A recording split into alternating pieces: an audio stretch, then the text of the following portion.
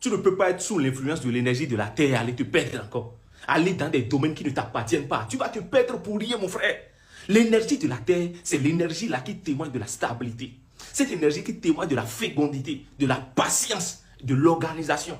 Mais c'est avec cette énergie-là que tu veux jouer. Non, si tu es sous cette influence d'énergie de la terre et que tu te perds encore, mon frère, il ne faut pas venir pour déranger quelqu'un pour dire j'ai investi dans ce domaine, j'ai eu des pertes, j'ai investi dans ci, j'ai eu des pertes. Non, non, non, non, non, non, non. Comment est-ce que tu peux être sous l'influence de l'énergie de la terre et ignorer en un seul instant que tu peux investir dans le domaine de l'agriculture et de l'environnement? Mon frère, investis dans le domaine de l'agriculture et de l'environnement. Tu vas gagner, tu ne vas jamais perdre.